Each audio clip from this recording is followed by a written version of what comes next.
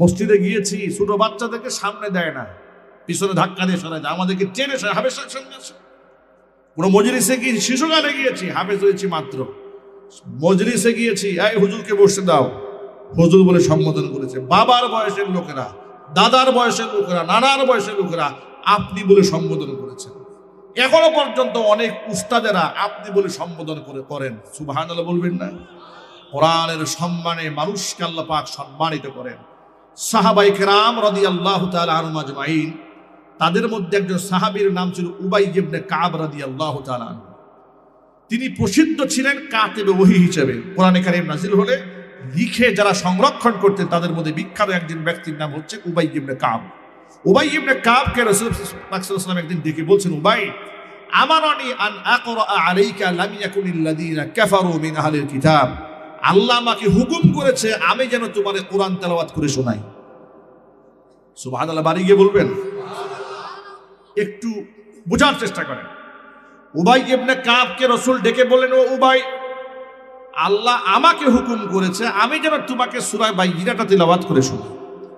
উবাই ইবনে কাব এখান থেকে পয়েন্ট একটা বের করে ফেলেছেন। তিনি বলেন, হে রাসূল, আওয়া সাম্মানি ইয়া রাসূলুল্লাহ, আল্লাহ যে আমাকে শোনাতে বলেছে, আল্লাহকে আমার নাম বলছে নাকি?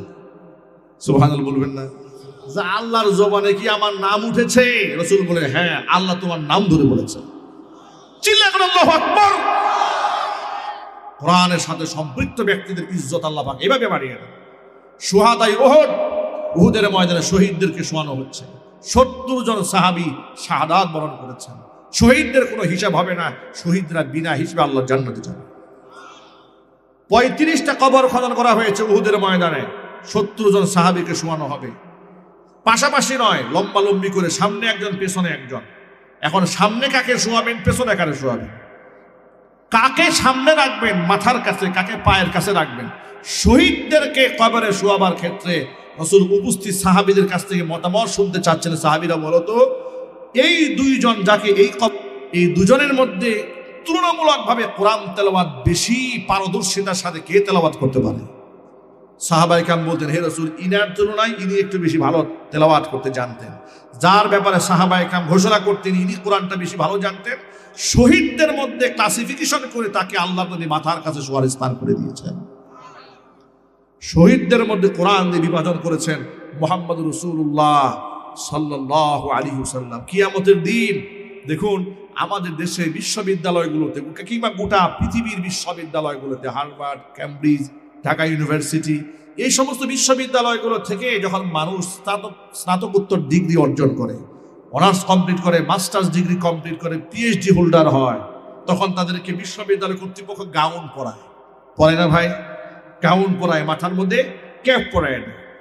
গাউন পরে তাদেরকে সম্মাননা দেওয়া হয়েছে, মাথার মধ্যে ক্যাপ পরিয়ে সম্মাননা দেওয়া হয়েছে। কিয়ামতের দিন আল্লাহ রাব্বুল আলামিন কোরআনে কারীমের হাফেজ এদের বাবা মাকে বেহেশতি গাউন পরাবেন। আরো আসতে, বেহেশতি গাউনটা আমাদের এই দুনিয়ার প্লাস্টিকের কাপড়ের গাউন নয়। কেমন গাউন? হাদিস থেকে শোনাচ্ছি। হাদিস শরীফের মধ্যে এসেছে, ওয়া ইউকসা হুল্লাতাইন লা তাকুমু লাহুমাদ দুনিয়া, এমন দুটা দামি পোশাক বাবা মাকে উঠায় দেওয়া হবে, এমন গাউন পরায় দেওয়া হবে, পৃথিবী বিক্রি করলেও গাউনের মূল্য দেওয়া সম্ভব হবে না।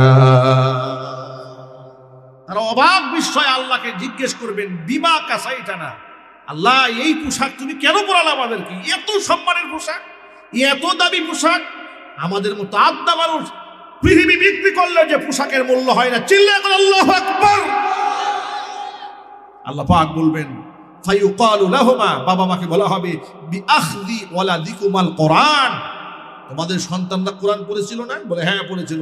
কোরআনে কারীম তোমার সন্তানরা পড়েছে, সেই সম্মানে আজকে তোমাদেরকে বেহেশতি এই দামি গাউন পরে দেওয়া হয়েছে। বাবা মাও সম্মানিত হবে। বাবা মা শুধু পরকালেই সম্মানিত হয় না, দুনিয়াতেও সম্মানিত হয়। সুবহানাল্লাহ বলবেন না? আল্লাহু আকবার বলেন।